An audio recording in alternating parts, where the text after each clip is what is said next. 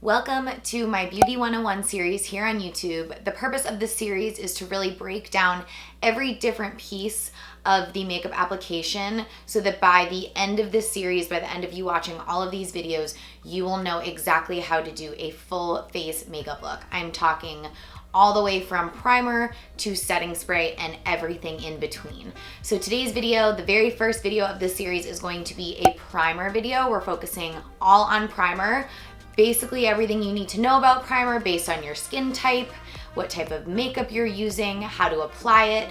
And I'm really breaking down these videos into two parts. So every video will have a product section and every video will have like a tool or application technique section. So let's jump right into our very first Beauty 101 series video.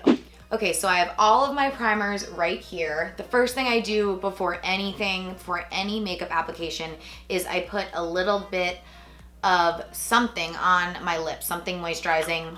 I need that. I put this on before bed, and I'll also put this on when I'm done my skincare, right before I put on my makeup. So primer is definitely a very personal thing. And by personal, I mean specific to you. So depending on your skin type, your primer is gonna be different. And then depending on what your skin needs or is doing that day, your primer might be different. I'm gonna talk you through my skin and what I need, and then also share some recommendations for skin that is not like mine that could work for you. So I have two of my favorite primers right here. The first is the Coconut Skin Smoothie Priming Moisturizer from First Aid Beauty, and this is the silicone-free priming moisturizer from Good Molecules. First lesson, rule, whatever I'm gonna tell you, is don't be afraid to mix primers. A lot of the time, your skin and different areas of your skin needs different things. So my T-zone gets pretty oily. I like to use a more smoothing, mattifying primer in my T-zone, and the rest of my face is pretty dry, so I like to do like a more hydrating or illuminating primer in those areas. Sometimes I'll just mix them together and go with it, but if I'm like really trying to do like a beautiful, perfect makeup application, I will target specific areas of my face with different primers based on what I need. So I love this one because it's super hydrating and it's illuminating, which I love, like a glow. I love a glow through a foundation, and this definitely gives me that.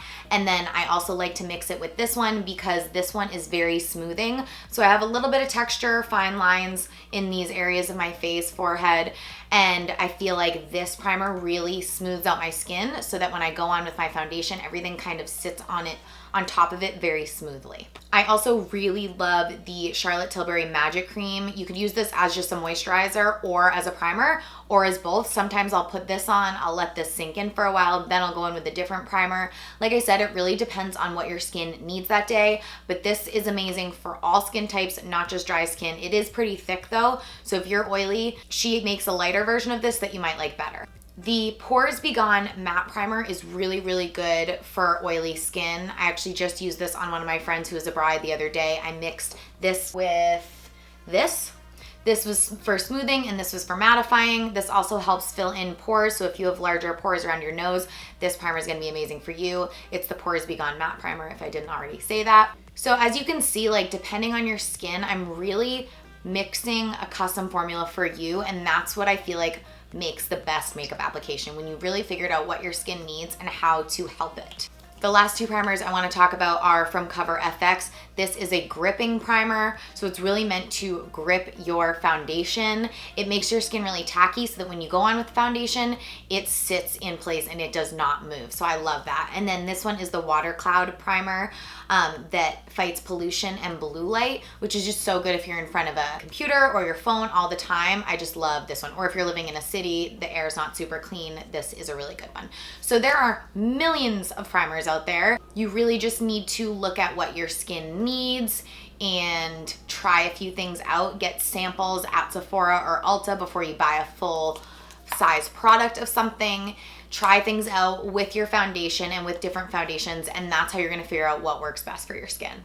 So moving on to technique or the application portion of this video, I'm gonna start with the Coconut Skin Smoothie Primer from First Aid. You guys, I am in love with this primer. I really can't get enough of it. And you will see as it goes on my skin how illuminated my skin looks.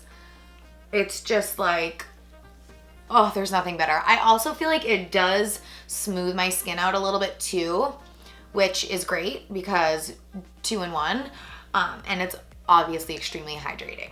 So like I said, I'm gonna mix that primer with the Good Molecules primer, this guy right here, and I'm not gonna put this everywhere. I'm really just gonna focus it on the areas that I need it. So I have some larger pores here. I have like fine lines and texture right here.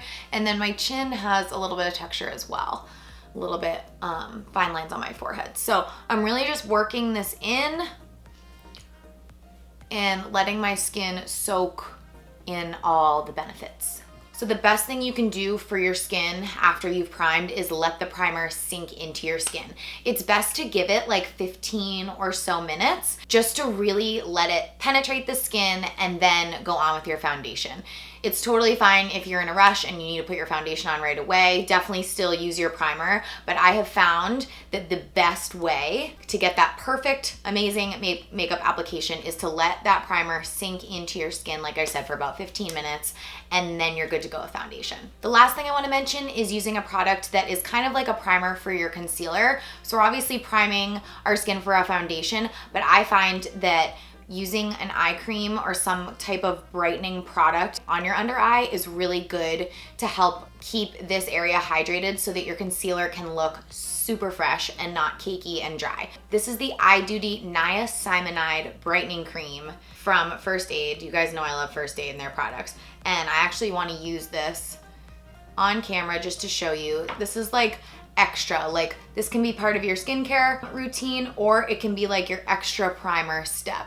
So this is going to immediately brighten my under eye, like you can see immediately. I do the entire under eye and then up onto the brow bone as well, and even on the lid, I do my full eye. And like I said, this is just going to really prep the skin and the under eye area for all that foundation and concealer that we're about to put on.